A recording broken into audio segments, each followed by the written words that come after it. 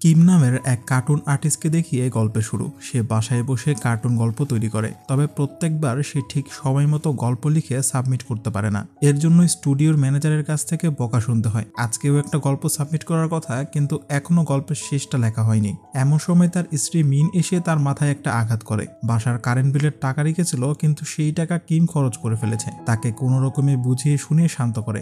মিন কাজে যাওয়ার আগে তাকে আবারও টাকা দিয়ে যায়। এরপর সে তার একমাত্র মেয়ে ইউনকে ঘুম থেকে উঠিয়ে তার জন্য ব্রেকফাস্ট তৈরি করে। ইউন আবার গান বাজনা খুব পছন্দ করে এবং সে নিজেও গায়িকা হওয়ার স্বপ্ন দেখে। কিমের কাছে অনেক দিন ধরেই একটা পিয়ানোর আবদার করছিল, কিন্তু সেটার দাম অনেক বেশি হওয়ায় এখনো কিনে দিতে পারেনি। তবে সে প্রমিস করে তার যে কোনো একটা গল্প সফল হলে তার জন্য একটা পিয়ানো কিনে দিবে। ইউন স্কুলে চলে গেলে সে কোনো রকমে একটা এন্ডিং লিখে আজকের গল্পটা শেষ করে। এরপর বেচারা ঘরের সমস্ত কাজকর্ম করতে শুরু করে, মানে জামা কাপড় ধোয়া, ঘর ঝাড়ু দেওয়া, রান্না করা, এসব আর কি। বুঝতেই তো পারছেন, স্ত্রী চাকরি করে আর তার হাতেও তেমন কাজকর্ম নেই, তাই বাসার কাজকর্মগুলো তাকেই সামলাতে হয়। তো সবকিছু শেষ করে সে টিভি দেখতে বসে। তখন আবার মোবাইলে নোটিফিকেশন আসতে শুরু করে। একটু আগে যেই গল্পটা পাবলিশ করলো সেই গল্পের নিচে মানুষজন লাগাতার কমেন্টস করে যাচ্ছিল। তবে দুঃখের বিষয়, একজনও গল্পটাকে পছন্দ করেনি। সবাই ধুমসে সেই গল্পের লেখককে গালাগাল করছিল। আর এটা নিত্যদিনের ঘটনা। এসব দেখতে দেখতে কিমের খুব মন খারাপ হয়। এরপর সে তার মেয়েকে স্কুল থেকে আনতে যায়। ইউন তখন গান শুনতে শুনতে রাস্তা পার হচ্ছিল, আর একটুর জন্য সে অ্যাক্সিডেন্টের হাত থেকে রক্ষা পায়। এরপর বাবা মেয়ে খুনসুটি করতে করতে একটা পার্কে চলে আসে। ইউনের কাছে জানতে চায় তার নতুন গল্পটা কেমন লেগেছে। ইউন বলে, সত্যি বলতে গল্পটা একদম মজার হয়নি, আমার বন্ধুদের কাছেও গল্পটা ভালো লাগেনি। এই শুনে কিমের মন আরো বেশি খারাপ হয়ে যায়। তখন ইউন তাকে পরামর্শ দেয় থ্রিলার গল্প লিখতে। বর্তমান যুগের ছেলেমেয়েরা অ্যাকশন আর থ্রিল পছন্দ করে। এরপর তার বান্ধবী চলে আসলে তার সাথে ঘুরতে চলে যায়। যাওয়ার আগে তার বাবাকে কমেন্টসগুলো পড়তে মানা করে যায়, কারণ এতে তার মন আরো বেশি খারাপ হতে পারে। কিন্তু কিম সেগুলো তো আগেই দেখে ফেলেছিল। যাই হোক, এমন সময় তার ম্যানেজার ফোন করে, বলে এই পর্যন্ত একটা গল্প তুমি হিট করাতে পারোনি, এরপরের গল্পটা যদি হিট করতে না পারো তাহলে চাকরি থাকবে না। এরপর দেখা যায় কিম একটা কনস্ট্রাকশন সাইটের কাজ করতে এসেছে। এখানে বস তাকে বিনা কারণে বকাঝকা করে। সে মনে মনে প্রচন্ড রাগান্বিত হয়, তবে প্রকাশ করতে পারে না। বসের সাথে মজা করে পরিস্থিতি সামাল দেয়। তবে এভাবে আর কতদিন। একদিন সে ড্রিঙ্কস করে প্রচন্ড হতাশ হয়ে পড়ে আর সিদ্ধান্ত নেয় একটা জমজমাট থ্রিলার গল্প লিখবে। সেই গল্পের প্রধান চরিত্র হিসেবে একটা অনাথ ছেলেকে দেখায়, যার নাম রাখে জুন। কাহিনীতে বলা হয় কোরিয়ার গোয়েন্দা সংস্থা অনাথ বাচ্চাদেরকে ছোটবেলা থেকে কঠোর ট্রেনিং দিয়ে এজেন্ট বানায়। এরপর এদেরকে বিভিন্ন ভয়ানক মিশনে পাঠানো হয়, আর এসব কিছু করা হয় লোকচক্ষুর আড়ালে। সাধারণ মানুষ জানতেই পারে না এরকম একটা ভয়ানক টিম আছে, আর এই টিমের নাম রাখা হয়েছিল শিল্ড। গল্পটার প্রথম পর্ব লিখে সে ঘুমিয়ে পড়ে। পরদিন দেখতে পায় তার স্ত্রী কাজে যায়নি এবং তার জন্য অনেক সুস্বাদু খাবার রান্না করছে। এরপর তাকে নিজের হাতে খাইয়ে দেয়। বলে, তুমি এত সুন্দর একটা গল্প আগে লিখলেই তো পারতে, তোমার নতুন গল্পটা হিট হয়েছে। এই শুনে কিম একদম হা হয়ে যায়। কম্পিউটার চেক করে দেখে গত রাতের লেখা গল্পটা পাবলিশ হয়ে গিয়েছে। আসলে গত রাতে সে ঘুমিয়ে পড়ার পর মিন এটা পাবলিশ করে দিয়েছিল, আর এই গল্পটা মানুষের এত বেশি পছন্দ হয়েছে যে সেটা রাতারাতি ভাইরাল হয়ে যায়। এইদিকে টেনশনে কিমের অবস্থা একদম খারাপ। সে তার ম্যানেজারকে অনুরোধ করতে থাকে গল্পটা সার্ভার থেকে সরিয়ে নিতে, কিন্তু ম্যানেজার তার কথা শুনতে চায় না। উল্টো এই গল্পের পরের পর্বগুলো লিখতে বলে। কিম তারপর খুব হতাশ হয়ে বাড়ি ফিরে যাচ্ছিল। তার এত বেশি টেনশন করার পেছনে বিশাল একটা কারণ আছে, যেটা একটু পরেই জানতে পারবেন। যাই হোক, এমন সময় বৃষ্টি শুরু হলে ইউনকে স্কুল থেকে আনতে একটা ছাতা নিয়ে আসে। তখন দেখতে পায় তার মেয়ে এক বড়লোক বান্ধবীর সাথে গাড়িতে করে যাচ্ছে। এই দেখে সে আর ইউনকে ডাক দেয় না। মন খারাপ করে বাসায় ফিরে ইউনের রুমে যায়। ডায়েরিতে ইউন একটা গান লিখছিল, যেটা পড়ার সময় তার চোখে পানি চলে আসে, কারণ ইউন সেই গানে তার জীবনের গল্পটা ফুটিয়ে তোলার চেষ্টা করেছে। তাদের আর্থিক অবস্থা খারাপ, বাবা একটা ভালো কাজ করার চেষ্টা করছে কিন্তু পারছে না। এদিকে তার একটা স্বপ্ন আছে, সে ধনী হতে চায়, এসব আর কি। এরকম হতাশাপূর্ণ কথাগুলো দেখার পর সিদ্ধান্ত নেয় যাই হোক না কেন তার পরিবারটাকে আর অভাবে রাখবে না। তার নতুন গল্পটা এগিয়ে নিতে পরের পর্বগুলো লিখতে শুরু করে। জুন নামের সেই এজেন্ট বিভিন্ন দুর্ধর্ষ মিশনে যেত। সেই মিশনগুলো একটা একটা করে প্রতি পর্বে দেখানো শুরু করে। এভাবে সে প্রতিদিন একটা করে নতুন গল্প পাবলিশ করতে থাকে। আর এই গল্পগুলো এত বেশি থ্রিলিং এবং অ্যাকশনে ঠাসা ছিল যে সবাই এগুলো খুব পছন্দ করত। শিল টিম, সিক্রেট এজেন্ট জুন, এসব চরিত্রগুলো সবার মুখে মুখে ছড়িয়ে পড়ে, কিন্তু কেউই গল্পের লেখকের নাম জানতো না। কিম বেনামি একটা নামে অ্যাকাউন্ট খুলে সেই সাইটে এগুলো পাবলিশ করে যাচ্ছিল। এভাবে সে কিছু টাকা পয়সাও ইনকাম করে। তার মেয়েকে একটা পিয়ানো কিনে দেয়, যেটা পেয়ে সে খুশিতে আত্মহারা হয়ে যায়। সবকিছুই একদম ঠিকঠাক ভাবেই চলছিল। এমন সময় সিউং নামের এই লোকটাকে দেখানো হয়। সে একজন NIS অফিসার। এই ক্যাফের একটা কম্পিউটার থেকে শহরে হামলা করার পোস্ট করা হচ্ছিল, এই বিষয়ে তদন্ত করতে এসেছে। তবে দেখতে পায় দুজন বাচ্চা ছেলে মজার ছলে এই পোস্ট করেছিল। তারা আসলে বাস্তবে এজেন্ট দেখতে চাইতো। সিউংকে দেখে বলে, আপনাকে তো চেনা চেনা মনে হচ্ছে, আপনি তো শিল টিমের ট্রেনার তাই না? এই শুনে সিউং আতকে ওঠে, কারণ এটা ছিল টপ সিক্রেট একটা বিষয়। ছেলেগুলো বলে, এটা না জানার কি আছে, সবাই জানে আপনি এজেন্ট জুনের ট্রেনার। তখন সে কিমের সেই গল্পটা প্রথমবারের মতো দেখতে পায় এবং সে অবাক হয়ে যায়, কারণ সেখানে একটা চরিত্র একদম তার সাথে মিলে যাচ্ছিল আর গল্পের কাহিনীগুলো একদম সত্য। এখানে ঘটনার প্রবাহ চলে আসে অতীতে। আমরা এখন কিমের আসল পরিচয় জানতে পারবো। দেখা যায় সে ছোটবেলা থেকেই ছবি আঁকতে খুব ভালোবাসতো। একদিন তার বাবা মায়ের সাথে ঘুরতে বের হয়েছিল। দুর্ভাগ্যবশত অ্যাক্সিডেন্টে তার বাবা মা দুজনেই মৃত্যুবরণ করে। এরপর তাকে একটা অনাথ আশ্রমে পাঠানো হয়। একদিন সে তার থেকে বড় কয়েকজন ছেলেকে মারধর করে একদম আহত করে ফেলে। এই খবর চলে যায় অফিসার সিউং এর কাছে। সে চলে আসে কিমকে তাদের শিল টিমে যুক্ত করতে। এভাবেই সে বিভিন্ন অনাথ আশ্রম থেকে সব থেকে বেস্ট ছেলেদের ট্রেন করত। এরপরের কাহিনী নিশ্চয়ই আপনাদের জানা আছে। মানে কিম যে গল্পগুলো অ্যানিমেশনের মাধ্যমে ফুটিয়ে তুলতো, সেগুলো ছিল তার নিজের জীবনের সত্য কাহিনী। আর তার নাম আসলে কিম না, সেই হচ্ছে জুন। শিল টিমের সব থেকে বেস্ট এজেন্ট ছিল সে। একবার তাকে পাঠানো হয় এক ডার্ক মাফিয়া জেসনকে ধরতে। একাই সেই আস্তানায় ঢুকে সবাইকে মেরে একদম আহত করে ফেলে। তবে জেসনকে পায় না, ধরে আনে তার ছোট ভাইকে। এরপর তাকে প্রচন্ড মারধর করা হচ্ছিল। এই নির্যাতনে সে মৃত্যুবরণ করে। এরপর জুন বের হয়ে যায় জেসনকে ধরতে। অন্য আরেকটা গ্যাংয়ের সাথে জেসনের দেখা করার কথা ছিল একটা জাহাজে। জুন সেখানে হেলিকপ্টারে করে আসে। নির্দিষ্ট জায়গায় পৌঁছে নিচে লাফ দেয়, কিন্তু প্যারাশুটটার খোলে না। ফলে সে গভীর সমুদ্রে পড়ে হারিয়ে যায়। তাকে খুঁজে না পেয়ে সিউংরা তাকে মৃত হিসেবে ঘোষণা করে। তবে জুন আসলে জীবিত ছিল। সে পরিকল্পনা করেই সমুদ্রে ঝাঁপ দিয়েছিল, কারণ সে স্বাধীনভাবে জীবনযাপন হতে চাইতো বিখ্যাত কার্টুন আর্টিস্ট। এরপর সে অন্য শহরে সে নতুন পরিচয় থাকতে শুরু করে। মিনকে বিয়ে করলে একটা সুন্দর সংসার হয়, আর এভাবেই কাটিয়ে দেয় 15টা বছর। তবে সে বেঁচে আছে এই খবরটা এখন সিউংরা সেই গল্পের মাধ্যমে জেনে ফেলেছে। সান নামের এক অফিসার মনে করে জুন তাদের সাথে বিশ্বাসঘাতকতা করেছে। আসলে তাদের কয়েকজন অফিসার অজানাভাবে মারা যাচ্ছিল। তার ধারণা জুন এই খুনগুলো করেছে কোনো গ্যাংয়ের সাথে মিলে। যদিও সিউং আপত্তি জানায়, তবে যদি ধারণা সঠিক হয় তাহলে তো মুশকিল। তাই জুনকে ধরে আনার জন্য পরিকল্পনা শুরু করে। এরপর আমরা লি নামের এই ছেলেটাকে দেখতে পাই। দেখা যায় ভিক্ষুক সেজে একজনের ওপর নজরদারি করছে। এমন সময় সিউং তাকে ফোন করে জানায় জুন বেঁচে আছে, তাকে ধরতে যেতে হবে। এই শুনে লি দ্রুত হেডকোয়ার্টারে ফিরে আসে। এরপর সোজা চলে যায় স্টুডিওর ম্যানেজারের কাছে। তাকে জুনের ছবি দেখিয়ে তার ঠিকানা জিজ্ঞাসা করে, কিন্তু ম্যানেজার তখন হাসতে শুরু করে। জুন একজন স্পাই সেটা বিশ্বাস করতে চায় না। খানিকটা উত্তম মধ্যম দিলে জুনকে ফোন করে। সে তখন কনস্ট্রাকশন সাইটে কাজ করছিল। কয়েক মিনিটের মধ্যে কয়েকজন অফিসার সেখানে চলে আসে। এই দেখে জুন পালানোর চেষ্টা করে, তবে তাকে ওয়াশরুমে ঘিরে ফেলা হয়। তবে সে ছিল একজন অসাধারণ ফাইটার। দেখা যায় তাদেরকে এক এক করে মেরে একদম অজ্ঞান করে ফেলেছে। সেখানে আবার তার সেই বস হালকা হতে এসেছিল, যাওয়ার আগে তাকেও একটু ভয় দেখায়, মানে তার অপমানের প্রতিশোধ নিয়ে নেয়। জুন বাসায় এসে দ্রুত তার পাসপোর্ট আর অন্যান্য জিনিসপত্র গোছাতে শুরু করে। মিনকে ফোন করে বলে, ইউনকে নিয়ে এয়ারপোর্টে চলে যাও, আমরা অন্য দেশে চলে যাব, কারণ আমার আসল পরিচয় হলো আমি শিল টিমের এজেন্ট। কিন্তু মিন তার কথায় বিশ্বাস করে না। সে মনে করে জুন মাতাল হয়ে গিয়েছে, তাই তাকে গালমন্দ করতে থাকে। এমন সময় শিল টিমের মেম্বাররা তার বাসাতেও আক্রমণ করে। জুন প্রথমে তাদের সাথে মারপিট করলেও লিকে দেখে সে থেমে যায়, কারণ তার মনে পড়ে সিউং 15 বছর আগে লিকে পরিচয় করে দিয়েছিল। লি তাকে বলেছিল, আপনি আমার আইডল, বড় হয়ে আমি আপনার মতো একজন এজেন্ট হব। জুন তাকে ছোট ভাইয়ের মতো স্নেহ করত। লিয়ের সাথে কথা বলার সময় পেছন থেকে সান তাকে অজ্ঞান করে ফেলে। ওইদিকে জেসনও জানতে পারে জুন বেঁচে আছে। দেখা যায় ম্যানেজারকে মারধর করে জুনের সমস্ত তথ্য বের করছে। এইদিকে তখন জুনকে জিজ্ঞাসাবাদের জন্য আটকে রাখা হয়। লি তাকে বিশ্বাসঘাতক মনে করে খুব কষ্ট পায়, কারণ সে তাকে বড় ভাইয়ের মতো দেখত। এমন সময় সিউং তার সাথে দুর্ব্যবহার শুরু করে। এত পরিশ্রম, এত সময় তার পেছনে ঢেলেছে, আর সে কিনা পালিয়ে গিয়েছিল। জুনো একদম তার মুখের উপর তুলে দেয়। সে সরকারের পুতুল হয়ে থাকতে চায় না, সে চায় তার নিজের জীবন নিজের মতো করে পরিচালনা করতে। এর মাঝেই আবার চলে আসে সান, আর সে হচ্ছে খুব রাগী মানুষ।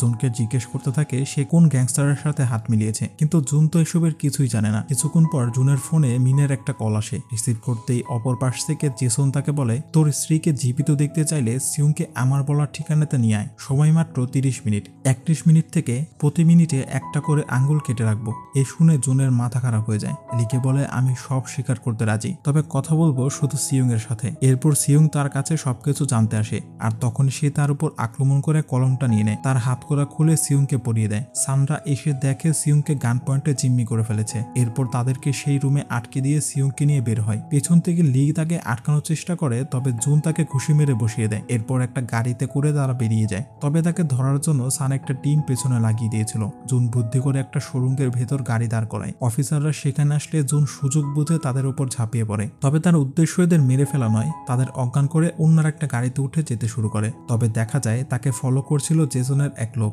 জুন সেই অফিসারদের আহত অবস্থায় ফেলে গেলেও সেই লোক এসে তাদেরকে মেরে ফেলে। এর ফলে যখন সান এসে দেখতে পায় তার অফিসাররা মরে পড়ে আছে, তখন সে ধরে নেয় এই কাজটা করেছে জুন। এতে সে আরো বেশি রাগান্বিত হয়ে যায়। এদিকে জুন সিয়ংকে জানায় তার স্ত্রীকে কেউ একজন অপহরণ করেছে আর সে চায় সিয়ংকে তার কাছে নিয়ে যাক। এই নিয়ে দুজনের মধ্যে বেশ তর্ক হয়। ব্যাপারটা ছিল বেশ মজার, মানে সিয়ং তো বিয়ে করেনি, তাই জুন বলে আপনি স্ত্রীর ভালোবাসা সম্পর্কে কি বুঝবেন, অপহরণ করা হয়েছে আমার স্ত্রীকে। এমন সময় তার মনে পড়ে আজকের এপিসোডে দেখানো হবে জেসনের ভাইকে কিভাবে সিয়ং নির্যাতন করে মেরে ফেলেছিল। এটা মনে পড়তেই সে দ্রুত ম্যানেজারকে ফোন করে। তখন জানতে পারে সকালে জেসন নামের এক লোক তার সম্পর্কে সমস্ত ইনফরমেশন নিয়ে গিয়েছে। এই শুনে দুজন কনফার্ম হয় মিনকে অপহরণ করেছে জেসন। এইদিকে ম্যানেজার একটু আগেই নতুন এপিসোডটা পাবলিশ করে দিয়েছে। এই শুনে তো সিয়ং একদম আগুন হয়ে যায়, কারণ সেই ঘটনা জানাজানি হলে তার চাকরি থাকবে না। সে বলে গাধার বাচ্চা জলদি পর্বটা ডিলিট করো, না হলে কিন্তু সারা জীবনের জন্য জেলে পাঠিয়ে দেব। কিন্তু ততক্ষণ অনেক দেরি হয়ে যায়, গল্পটা সবার কাছে পৌঁছে গিয়েছে। জেসনও তার ছোট ভাইয়ের মৃত্যুর দৃশ্য দেখে কান্না করে এবং মিনের উপর রাগান্বিত হয়ে যায়। তবে মিন বলতে থাকে তার স্বামী সাধারণ একজন কার্টুন আর্টিস্ট, সে ভুল করে হয়তো তাকে উঠিয়ে এনেছে, কিন্তু জেসন জানে জুন কি পরিমাণ ভয়ানক একজন এজেন্ট। এইদিকে আবার সিয়ং এর ফোন বেজে ওঠে আর সে তার ফোনটা লুকিয়ে রেখেছিল প্যান্টের মধ্যে। জুন সেটা কোনো রকমে বের করে। সান ভিডিও কলে তাকে দেখায় ইউনকে জিম্মি করে রেখেছে, 10 মিনিটের মধ্যে সারেন্ডার না করলে তার মেয়েকে হত্যা করবে। এই শুনে জুন একদম পাগলের মতো শুরু করে। দেখা যায় সে জেসনের আস্তানায় চলে এসেছিল, তবে গাড়িটা ঘুরিয়ে চলে যেতে থাকে তার মেয়েকে বাঁচাতে। এইদিকে মিন চিৎকার করে বলতে থাকে বজ্জাত লোক, একবার খালি বাসায় যাই তারপর মজা দেখাবো। এইদিকে জেসনও পুরো অবাক, কি হলো, সে চলে গেল কেন?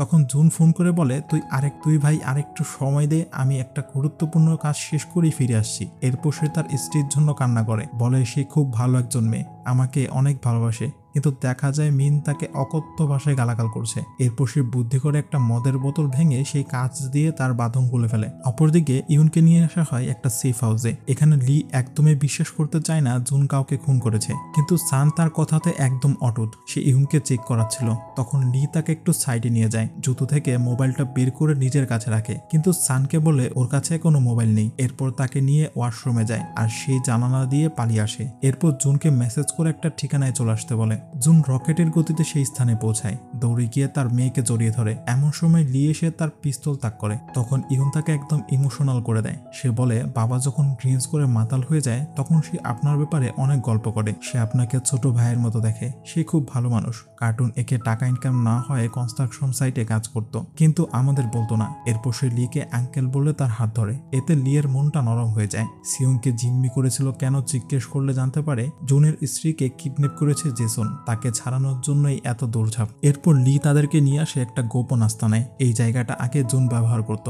দেখতে পায় তার ছবিগুলো এখনো লি সংরক্ষণ করে রেখেছে। এরপর তারা সেখান থেকে অনেকগুলো অস্ত্র নিয়ে বের হয় একদম স্টাইলিশ ভাবে। তবে মাঝপথে জুন লিকে ঘুষি মারতে থাকে, যেন সানরা তাকে এসে জিজ্ঞেস করলে বলতে পারে জুনকে ধরতে গিয়ে সে আহত হয়েছে। পরিকল্পনা অনুযায়ী লি সেটাই বলে, কিন্তু কাজ হয় না। সান বুঝতে পারে সে নাটক করছে। এদিকে ইউন তার বাবাকে বলছিল ছোটবেলার ট্রেনিং অনেক কষ্টের ছিল, তাই না বাবা? সিং বলে ওঠে তোমার বাবাকে তো ট্রেনিং দিয়েছি আমি, একদম কষ্ট হয়নি ওর। এই শুনে ইউন তাকে মারতে থাকলে সিং বলে একদম বাবার মতো হয়েছে। এরপর তারা জেসনের আস্তানায় পৌঁছায়। ইউন সবকিছু দেখানোর জন্য ভিডিও কল দেয় সানদেরকে। এটা দেখার পর সান তার টিম নিয়ে সেই আস্তানার দিকে রওনা হয়। এদিকে জুন জেসনের কথা মতো সিয়ংকে নিয়ে আসায় তার স্ত্রীকে হাজির করা হয়, তবে দেখা যায় সে মাতাল হয়ে আছে। আসলে সেই ঘর থেকে বের হতে না পেরে জেদ করে অনেক বেশি ড্রিঙ্কস করে ফেলেছিল। এমন সময় জুনকে মারধর করতে দেখে মিন প্রচন্ড রাগান্বিত হয়ে যায় এবং আচমকা সবাইকে এলোপাতাড়ি মারতে শুরু করে। তবে এটা ছিল সম্পূর্ণ তার কল্পনা। দেখা যায় একটা গাড়ির ওপর শুয়ে মাতলামো করছে করছে। জুন তাকে সামলানোর জন্য ছুটে আসে। মিন বলে, তুমি আমার স্বামী, তুমি কোনো এজেন্ট হতে পারো না। ওরা মিথ্যা বলছে, তাই না? জুন উত্তরে না বলে। এ শুনে জুনের উপর রেগে যায়। এদিকে সিউংকে একটা চেয়ারে বেঁধে ফেলা হয়। ঠিক যেভাবে তার ভাইকে মারা হয়েছিল, জুনকে দিয়ে সেভাবে তাকে নির্যাতন করায়। কিছুক্ষণ পর জেসন একটা ফায়ার গান দিয়ে দুজনকে মারার জন্য রেডি হয়। ঠিক সেই মুহূর্তে সেখানে চলে আসে সানের দলবল, আর সেখানে থাকা সবাইকে তাদের গান পয়েন্টে নিয়ে নেয়। তবে সে এখনো মনে করে জুন তার টিমের লোকজনদেরকে খুন করছিল। জুন বোঝানোর চেষ্টা করে সেই খুনগুলো করাচ্ছিল জেসন, আর সে তার স্ত্রীকে বাঁচানোর জন্য সিয়ংকে জিম্মি করেছিল। কিন্তু সান তার কথায় বিশ্বাস করতে চায় না। জুনের দিকে অফিসাররা পিস্তল তাক করলে মিন তার সামনে ঢাল হয়ে দাঁড়ায়। সিয়ং বোঝানো ট্রাই করে, তবে সান তাকেও মেরে বসে। এরপর লি জুনের সামনে গিয়ে দাঁড়িয়ে পড়ে, তবুও সান থামতে চায় না। তখন ইউন গাড়ি থেকে নেমে দৌড়ে এসে তার বাবার সামনে দাঁড়ায়। তখন সান স্নাইপারকে বলে শুট করতে। এই দেখে লি দৌড়ে সামনে এসে পড়ে। তখন গুলিটা তার কাঁধে লাগে। এতে সে মারা যায় না, তবে আহত হয়। এইদিকে জুন একটু বেশি ইমোশনাল হয়ে বেচারার এই অবস্থা করে ফেলে। এমন সময় আবার জেসনের এক স্নাইপার সানদের টার্গেট করে মারতে থাকে।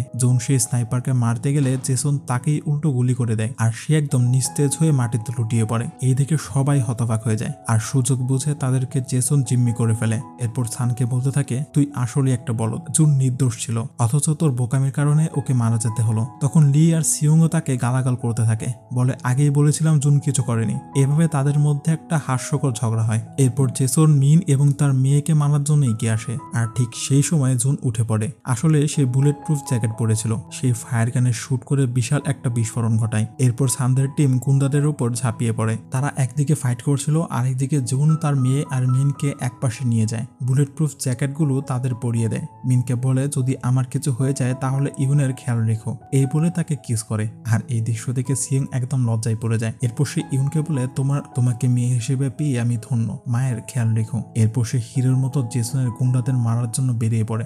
এদিকে ইউনরা সেখান থেকে বের হওয়ার সময় এক গুন্ডা তাদের মারার জন্য আসে। এমন সময় হাজির হয় সিয়ং, আর সে ওই গুন্ডার সাথে তুমুল একটা লড়াই করে। তার পেছন দিকে ছুরি ঢুকিয়ে দিয়ে একদম অবস্থা টাইট করে দেয়। ওইদিকে পরিস্থিতি খারাপ দেখে জেসন পালানোর চেষ্টা করছিল, কিন্তু জুন তার পিছু নেয়। এরপর অনেকক্ষণ যাবত তাদের মধ্যে ফাইট চলে। জেসনও খুব ভালো মারপিট করতে জানতো, কিন্তু জুনের সাথে পেরে ওঠে না। জানালা দিয়ে ধাক্কা দিয়ে তাকে নিচে ফেলে দেয়। এর ফলে ঘটনাস্থলে সে মৃত্যুবরণ করে। সবাই খুব আনন্দিত হয়, আর এভাবেই জুন তার শেষ মিশন সম্পূর্ণ করে। এরপর আমরা কয়েকদিন পরের দৃশ্য দেখতে পাই। জুন তার পরিবার নিয়ে একটা জায়গায় ঘুরতে এসেছিল। সিদ্ধান্ত নিয়েছে কার্টুন আর্টিস্ট হয়েই জীবন পার করবে। তার জীবনের সমস্ত মিশন এক এক করে ফুটিয়ে তুলত, তবে একটু এক্সট্রা মশলা আর ডায়লগ বাজি যুক্ত করে, আর চরিত্র এবং জায়গার নাম পাল্টে দিত। তবে লি তাকে জানায় কিছু রাশিয়ান হ্যাকার তাদের নেটওয়ার্ক হ্যাক করেছে। এছাড়া অনেক ভয়ানক ভয়ানক গ্যাংস্টার তাকে খুঁজে বেড়াচ্ছে। বেশি দিন সে এভাবে স্বাভাবিক জীবনযাপন করতে পারবে না। তাছাড়া এই কার্টুন একে কত টাকাই বা ইনকাম করবে। তখন ইউনিসে বলে, আমার বাবা একদিন সব থেকে জনপ্রিয় আর্টিস্ট হবে। মিনও তার হাজবেন্ডের পক্ষেই। এই দেখে জুন খুব প্রাউড ফিল করে তার পরিবার নিয়ে। আর এই হাসি খুশি দৃশ্যটা দেখিয়ে অসাধারণ গল্পটার সমাপ্তি ঘটে। তবে এটাই কিন্তু শেষ নয়। এই মুভির দ্বিতীয় পার্ট বের হয়েছে, সেটা আরো বেশি মজার। কমেন্টে সেই ভিডিওর লিঙ্ক দেওয়া আছে। তো দেখা হচ্ছে সেই ভিডিওতে। ভালো থেকো।